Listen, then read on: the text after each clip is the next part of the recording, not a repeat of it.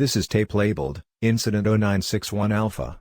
Contents of this tape is classified by O5 staff. Log number 1, SCP-096 Containment Breach. A large steel cube is shown in the middle of a research lab, which is teeming with a dozen or so researchers. In view of the camera is a control booth, displaying readings from the various sensors inside the cube. Fast forward 1 minute, 32 seconds.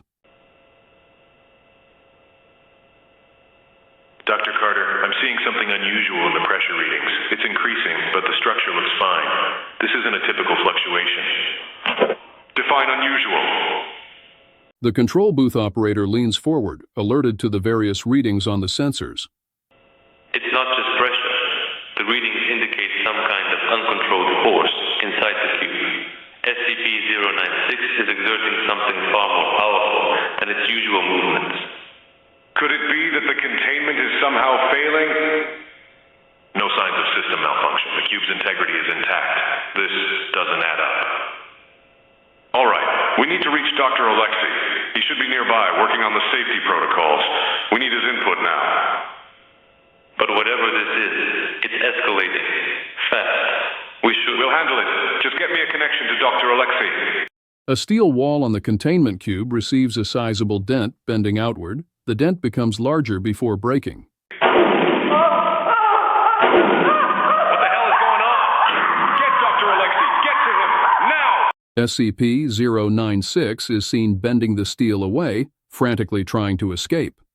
Emergency plates drop on the cube as a containment breach is sounded.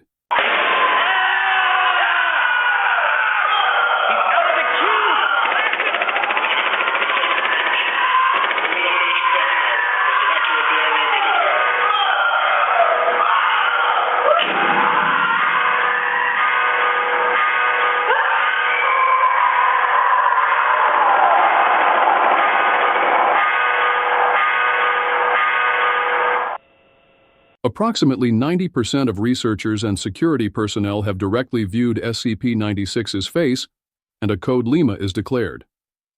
The room and surrounding areas are sealed and flushed with class nerve agent. Approximately 2 minutes later, SCP-096 breaches research site and travels kilometers per hour through the outside desert, traveling. Log number 2, HelmCAM footage from Echo Romeo 1. Footage from inside a UH-60 shows SCP-096 on the desert floor, moving at considerable speed. ERA listens to the radio as orders identified as coming from Dr. Dan are relayed. SCP-096 can be seen slowly gaining speed. Echo Romeo, actual to all units. We have visual on the target. Speed confirmed at knots and increasing. Stand by for engagement. Over. Echo Romeo actual. This is Overwatch. Engage immediately. Prioritize immobilization. Lethal force is authorized. Do not allow SCP-096 to reach civilian sectors. Confirm receipt. Over. Solid copy, Overwatch. Engaging now. ERA motions off camera. ER3 appears, holding a modified XM500 anti-materiel rifle. 2 shots are fired. The first misses and the second hits SCP-96 in the lower leg.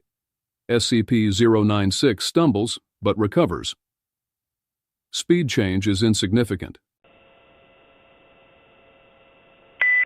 Echo Romeo, actual to Overwatch. Negative impact. Target remains mobile. No significant reduction in speed. Over. Overwatch to Echo Romeo actual. Continue engagement. Headshot priority. If target is not neutralized, prepare for secondary measures. Tau 1 is en route. Over. ERA motions to ER3 again. ER3 fires 3 more shots. The first 2 miss, and the third hits SCP-96 in the head. SCP-096 falls, skids and rolls several times, reducing its speed minimally. SCP-096 rolls to its feet and continues unabated. Echo Romeo, actual to Overwatch. Be advised, target remains operational. Minimal speed reduction. We need heavier ordnance. Over.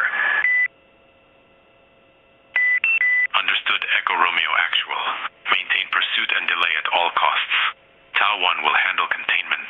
Hold position until further orders. Overwatch out. Camera pans up to see 8 V-22 Ospreys, belonging to MTF Tau-1, flying overhead and past the helicopters on the same outbound vector as SCP-96. Camera cuts out. Log number 3, video interview log 096-1-alpha. Where were you exactly at the time of breach? On break, getting a cup of coffee. It was pure luck I wasn't caught in the containment area. Describe your actions directly after the containment breach. I sent Echo Romeo after SCP-096 and alerted Dr. Dan to the situation. We then set upon the task of locating SCP-961.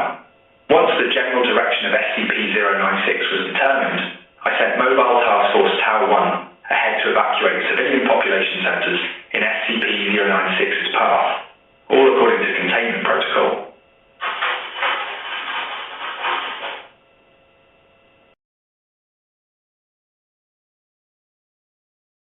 Log number 4, video interview log 0961 Bravo.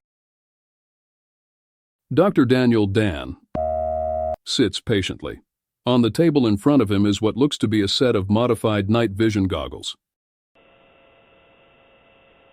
For the record, where were you exactly during SCP-96's containment breach? In the mountain range, trying to find more information on SCP-96's origins. It was a quick research expedition, so I left Dr. Oleksei in charge of containment. He is competent enough, if a bit eager, and has proved himself in the past. This is all confirmed by the various related paperwork, so don't go thinking... It was just for the record, Doctor. Now, knowing that SCP-96 is immune to all known forms of damage while in an enraged state, why would you order the sniper attacks from the emergency response team? Why not? If there was a chance to slow down SCP-96 and give MTF Tau-1 more time, then we had to try it.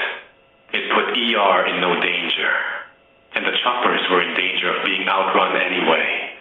Honestly, ER could do little else to help or harm the situation. I see. Now, could you explain this? Interviewer motions to the goggles lying on the table. Yes, this is Project Scramble, an eyepiece we assigned to ER and MTF Tau-1, designed by Dr. Oleksei and myself, specifically for SCP-096.